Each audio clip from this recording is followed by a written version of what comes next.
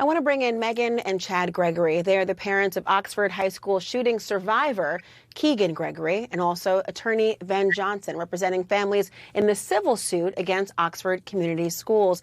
Thank you all for being here. What a very emotionally charged day, I'm sure, for everyone in the community. It happens to be nationwide as well, as we all were tuning in to see this sentencing today. If I can begin with you, Megan. Ethan Crumbley now has become the first minor to receive an original sentence of life without the possibility of parole. Now, I know your child was a survivor, but you're among a community of people where everyone was not as fortunate. I am wondering, does this sentence bring you closure? Do you have a reaction to what this feels like tonight? I don't think closure would be the right word.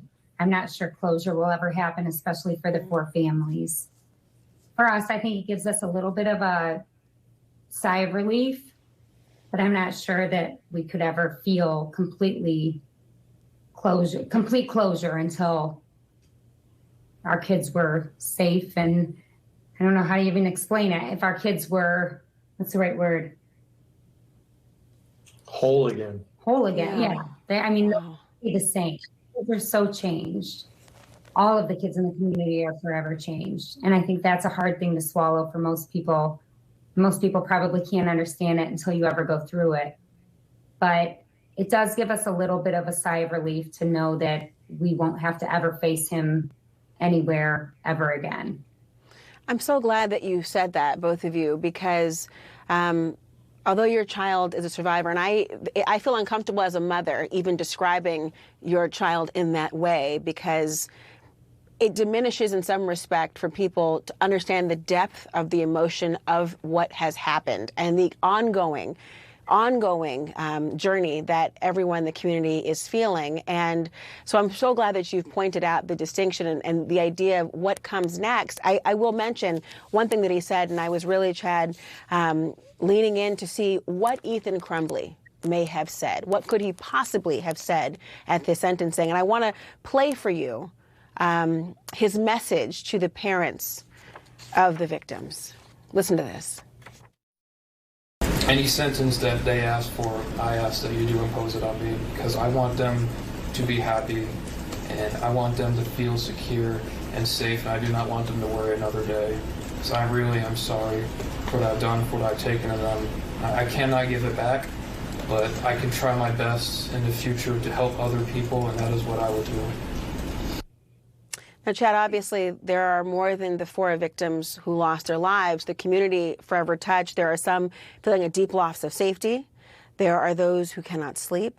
There are those who are still battling with what they saw and the trauma of all of it. In addition to these four shooting victims, what do you say in response to the message that he conveyed today?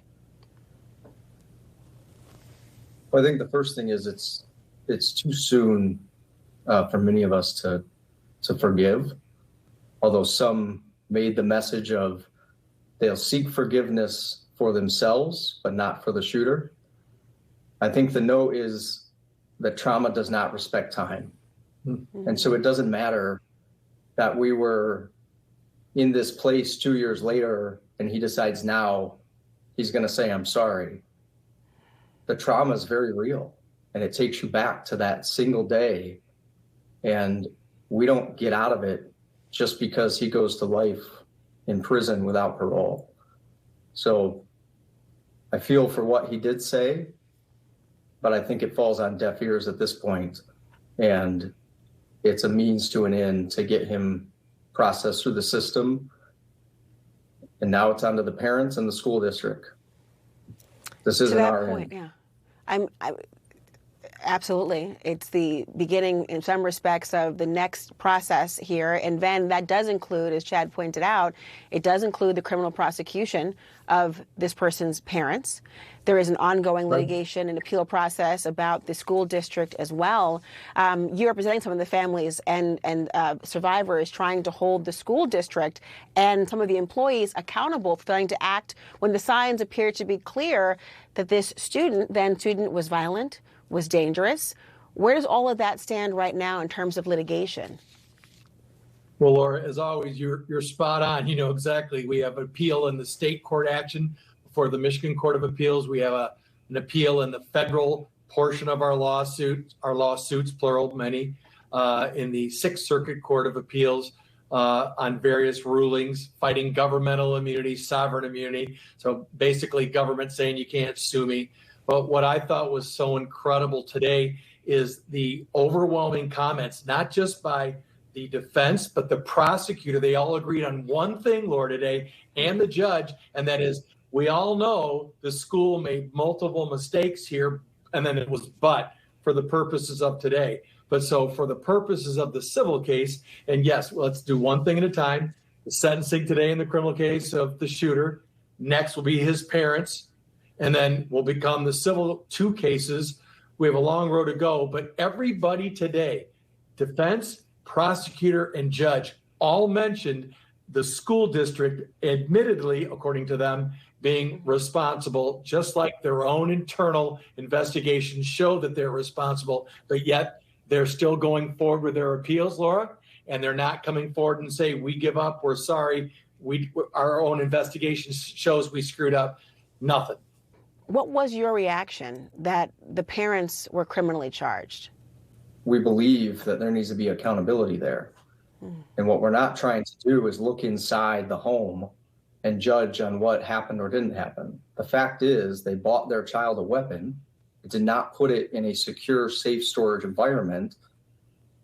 He had access.